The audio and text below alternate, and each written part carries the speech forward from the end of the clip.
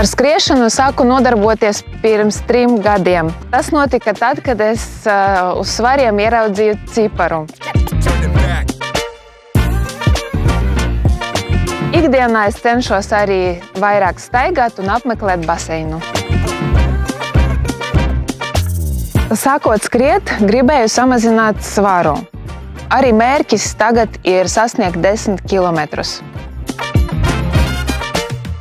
Sākot skriet, man sākās trauksme, sirdsklauves, nemiers, elpas trūkums, vēdersāpes. Likās, ka es tūlīt nogībšu, nevarēju pārsniegt pat 500 metrus. Tagad ar laiku es varu noskriet pat 6 kilometrus. Skriešana iemācīja mani būt mierā ar sevi un apkārtējiem, uzlaboja garastāvokli, pašsajūtu un arī miegu. Pirms uzsākot jebkuru fizisku aktivitāti, vēlams zināt savu asinsspiedienu un sirdsdarbību. Tavs ģimenes ārsts vienmēr dos tev padomu, vai ir nepieciešami jebkādi papildus izmeklējumi, lai uzsāktu jebkuru fizisku aktivitāti. Bet dažreiz ģimenes ārsts var nosūtīt jūs uz veloergometriju, rentgenu mugurkaulam vai arī dažām asins analīzēm.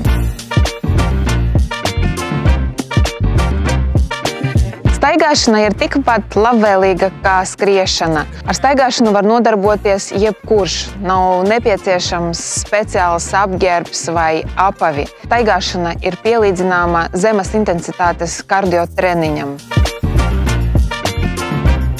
Ieteicams fizisko aktivitāšu apjoms pieaugušajiem ir 150–300 minūtes nedēļā, jeb 30 minūtes dienā.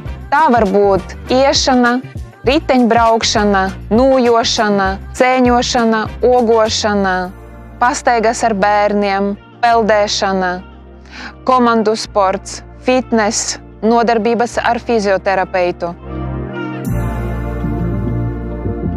Fiziskas aktivitātes bērniem ir nepieciešamas katru dienu, ap 60 minūtēm dienā.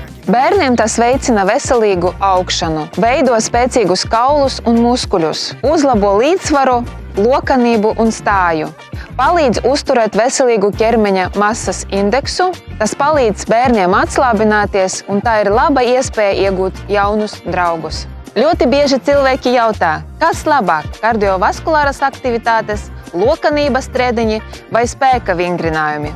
Mana atbilde ir katru dienu kustēties un būt fiziski aktīviem. Vecāka gadagājuma cilvēkiem ir jābūt aktīviem katru dienu, bet ir jādara tik, cik ļauj tavs veselības stāvoklis.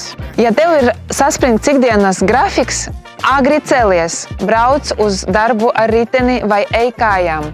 Mēģini no darba arī aiziet kājām, velti laiku sev un savam ķermenim. Ja tu esi nolēmis sākt skriet, tad pirmais – dari to jebkuros laikapstākļos. Velc ērtus apavus un apģērbu.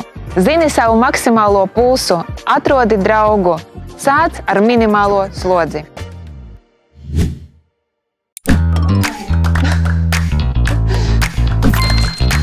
Šodien noskrēju 5 kilometrus.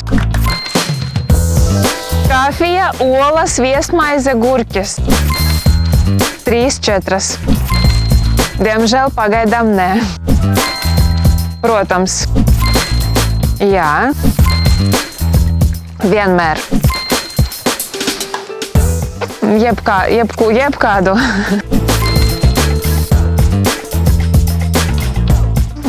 Pankūkas.